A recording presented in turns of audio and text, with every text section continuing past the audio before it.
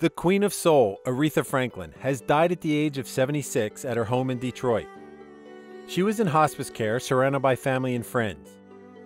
She was reportedly down to just 86 pounds. She had announced her retirement in February 2017 amidst her health issues, stating that she would be recording but not doing any concerts.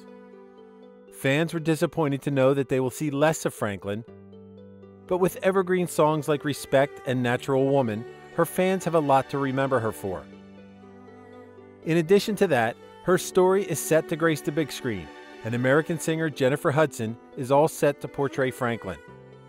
Today, paying tribute to the late phenomenal singer, we are looking back at her award-winning career and more facts about her.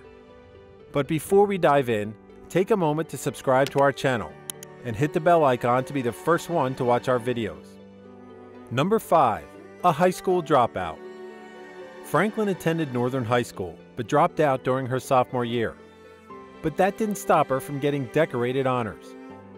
Globally hailed as one of America's greatest voices, she had 2 honorary doctorates of music, one from Berklee College of Music and the other from Yale University. Number 4. Record sales and accolades. Franklin, who was crowned Queen of Soul in 1962, stood as one of the best-selling artists of all time, with 75 million record sales worldwide. Since the release of her debut album, Songs of Faith, in 1956, she had recorded 42 studio albums.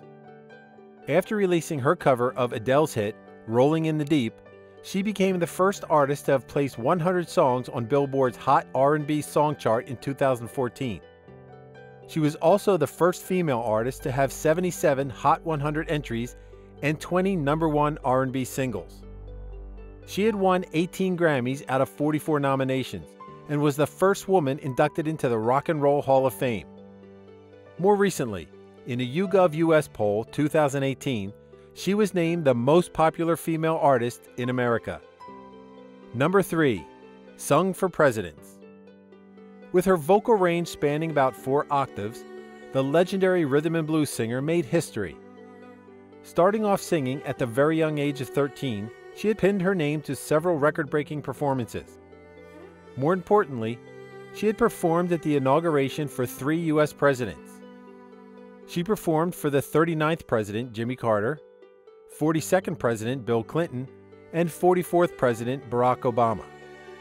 Admiring Franklin's fantastic performance at the 2014 Kennedy Center Honors, Obama said, "American history wells up when Aretha sings."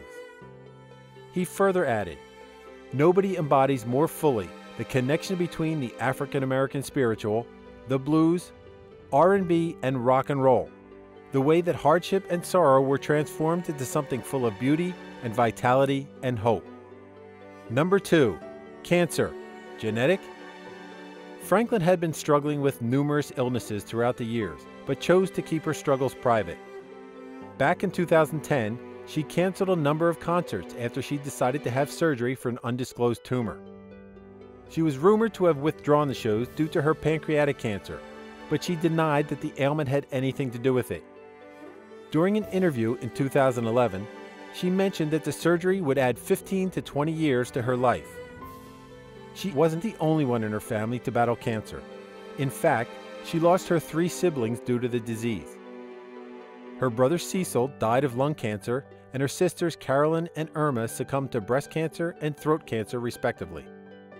Number 1. An anthem for changing times. Respect.